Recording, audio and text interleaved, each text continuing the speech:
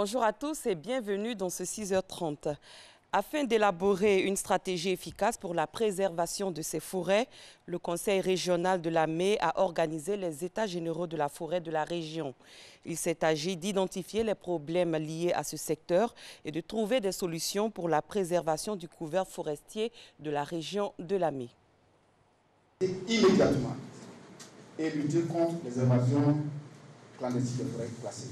Déloger tous les clandestins des forêts classées, replacer les forêts relativement mieux conservées pour sauvegarder les espèces forestières et la faune. Des décisions en vue de sauver le couvert forestier dans la région de Lamé. Des recommandations issues des États généraux des forêts dans cette zone du sud-est de la Côte d'Ivoire. En moins de 25 ans, le massif forestier de la région a perdu 80% de sa superficie. Souvent, l'État est amené à intervenir sur des questions forestières à la suite de conflits. C'est parce que des sujets importants et préoccupants surviennent sans que l'autorité hiérarchique ne soit informée. Ils prennent une ampleur telle qu'au moment où on les découvre, quelquefois il est trop tard. Et là, ce que les populations ont voulu faire, c'est anticiper. Pour sauver ce qui reste encore de la forêt dans la région de Lamé, l'implication de tous est souhaitée. Il est temps qu'on arrête, parce que nous avons vécu tout ce qui s'est passé à Guiglo, nous avons vu ce qui se passe à Man, et si on y prend garde, nous allons non seulement perdre la terre, mais il va y avoir des problèmes de personnes et des règlements de compte. La forêt demeure une ressource naturelle importante pour la préservation de l'environnement. Deux ministres, celui en charge de la salubrité de l'environnement et du développement durable, et celui des eaux et forêts ont réaffirmé leur engagement à réhabiliter le couvert forestier dans le cadre du projet RED+. C'est un mécanisme de réduction des gaz à effet de serre donc, qui constitue une démarche pour faire en sorte que, un, nos forêts soient protégées, mais deux, que les populations participent donc à la préservation de ces forêts par une éducation, une implication, des nouveaux comportements, de bonnes pratiques, des pratiques dans le secteur agricole, mais de bonnes pratiques qui tiennent compte également des contraintes environnementales et sociales. Les conclusions des travaux ont montré que la nouvelle politique qui va être engagée par le gouvernement est en droite ligne avec ce que veulent les populations.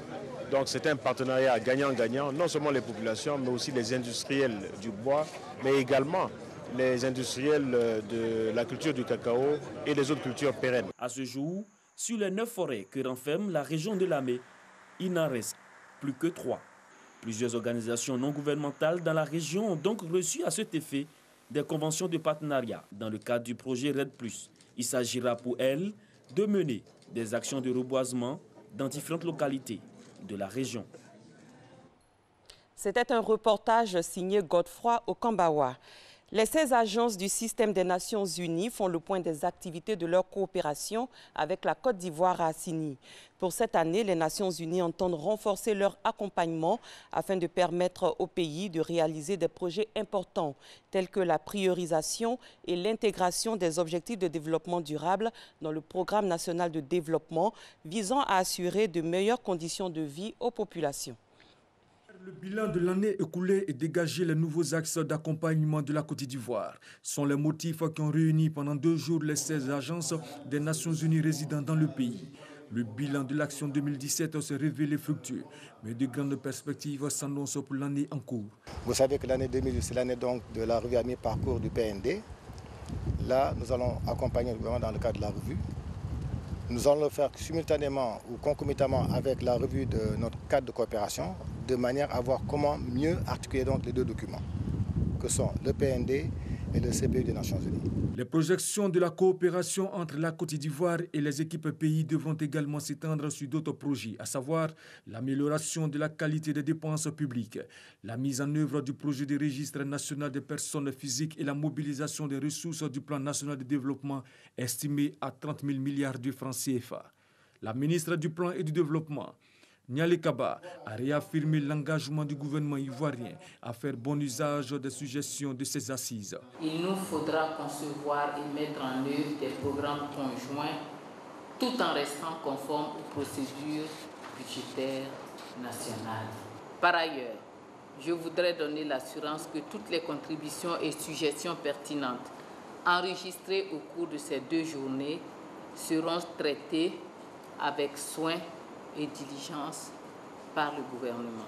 Les priorités pour cette coopération 2018 restent l'intégration des objectifs de développement durable, ODD, dans le plan national de développement et le renforcement de l'appareil statistique national pour un meilleur suivi de ces objectifs. Des actions qui s'inscrivent dans l'agenda 2030 à 2063 de l'Union africaine. Autonomisation de la femme à travers des formations dans les petits métiers. Les IFEF, Instituts de formation et d'éducation de la femme, forment depuis des années les filles issues des familles modestes. L'installation de ces jeunes filles après leur formation se pose avec acuité par manque de moyens financiers et d'accompagnement adéquat. Les auditrices en couture de l'IFEF de Toumoudi n'échappent pas à cette triste réalité. Elles sont à la recherche de 40 machines à coudre et des accessoires de couture. Elles ont exprimé ce besoin au cours d'une cérémonie où ces filles en fin de formation ont offert plus de 100 tenues scolaires aux enfants démunis du département de Toumoudi. Soro Corona. Plus de 100 tenues scolaires distribuées aux écoliers démunis du département de Toumoudi. Un don pour accompagner la politique de l'école obligatoire initiée depuis 2 ans par le président de la République, Alassane Ouattara. Une initiative des responsables et des auditrices de l'Institut de formation et d'éducation de la femme de Toumoudi, don reçu comme une bouffée d'oxygène pour les nombreux parents d'élèves. Prétexte principal de ce don de tenue scolaire, un soutien en matériel pour l'installation des auditrices de ce centre en fin de formation. Issues en majorité des familles défavorisées, l'insertion de ces filles dans le tissu social devient une difficile équation à résoudre. Les parents n'ont pas les moyens pour nous aider. Donc si nos directrices n'ont pas eu les moyens aussi pour nous aider, ça serait un peu compliqué. Nous avons besoin de machines à coudre. 40 machines à coudre et accessoires de couture. Les besoins des auditrices de l'IFEF de Toumoudi. L'installation des auditrices en fin de formation n'est pas spécifique à Toumoudi seulement. Les IFEF du pays connaissent ces mêmes difficultés. Je demande aux autorités de la ville de Toumoudi et les personnes de bonne volonté qui voudraient bien aider les filles. C'est vrai, c'est le cas de l'IFEF de Toumoudi, mais il y a beaucoup de filles qui finissent et c'est le souci de toutes les directrices. Ça fait mal de voir sa fille qui a fini, même qu'elle soit meilleure, et elle reste à la maison parce que les parents n'ont pas les moyens. L'Institut de formation et d'éducation de la femme de Toumoudi a ouvert ses portes depuis 1999 et a formé plus de 1000 filles. Direction Lourdes qui est et reste pour les chrétiens catholiques du monde un haut de spiritualité et de renforcement de la foi. Les Ivoiriens chaque année y sont présents et parmi eux des malades, des handicapés et des invalides pris en charge intégralement par le gouvernement à travers la Direction générale des cultes. On en parle avec Eugène Atoubé. Chaque année, c'est le même rituel. Les pèlerins de Côte d'Ivoire, spécialement ceux de l'association Notre-Dame du Salut Antenne Côte d'Ivoire, se rendent sur les pas de Bernadette, à Lourdes. C'est le cas des personnes invalides, frappées de handicap ou malades. Leur présence est une réponse à l'appel de Jésus-Christ, leur disant « Venez à moi et vous verrez ». Des pèlerins heureux. Heureux surtout que la mère de Jésus vienne à eux pour les conduire à son Fils. Ce bonheur trouve sa source dans leur cheminement spirituel. Formation, enseignement, connaissance de Dieu et approfondissement de la foi. Tout le temps qu'a duré leur présence, ils ont toujours bénéficié de la fraternité et de la solidarité des autres pèlerins. Chacun, quelle que soit sa catégorie socio-professionnelle, a fait œuvre de miséricorde envers les malades. Expression de l'amour de Dieu qui traverse tous les pèlerins. Lorsque ces malades se retrouvent ici sur le terrain, ils d'abord essaient de vivre leur foi, de vivre leur rencontre personnelle avec le Seigneur Jésus-Christ et sa mère. Et c'est cela qui fait d'abord leur guérison sur le plan spirituel, sur le plan mental, sur le plan psychologique. Et c'est d'ailleurs la première des guérisons la plus importante. Les malades, comme les handicapés et les invalides, n'ont jamais été seuls à Lourdes.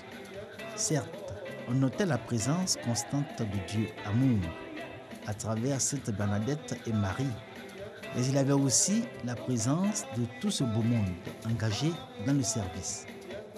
Illustration, ces enfants bénévoles, servant à boire, ou ces jeunes encardiers, constamment au chevet des personnes malades, handicapées ou invalides, les conduisant aux messes, toujours à leurs petits soins. Et ce partage, cette familiarité avec les malades m'a vraiment fortifié et j'ai compris le sens même véritable de la charité. Pour le 144e pèlerinage à Lourdes, une centaine sur un total de 500 prises en charge par le gouvernement ivoirien à travers la Direction générale des cultes sous tutelle du ministère de l'Intérieur et de la Sécurité.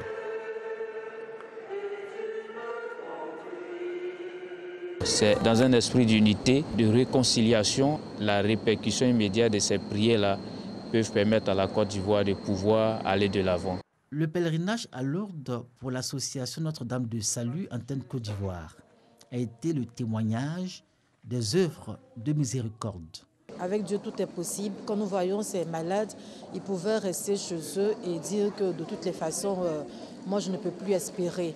Mais ils sont venus et ils ont fait tout ce trajet avec nous pour dire que la compassion de Dieu agit toujours dans notre vie. Et comme le dit Sainte Rose de Lima, quand nous servons les pauvres et les malades, nous servons Jésus. Et c'est ce Jésus auquel les malades de l'association Notre-Dame de Salut Antenne Côte d'Ivoire veulent ressembler dans leur foi et en Marie. Marie comme un signe d'espérance et de salut.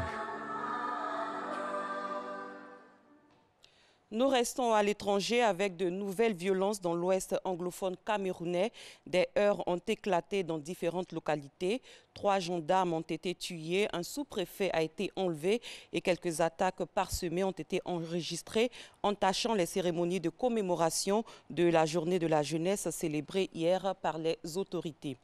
Loin du Cameroun, un biréacteur Antonov AN-148 avec 71 personnes à bord s'est écrasé près de Moscou hier, quelques minutes après avoir décollé de l'aéroport Domodedovo de la capitale russe.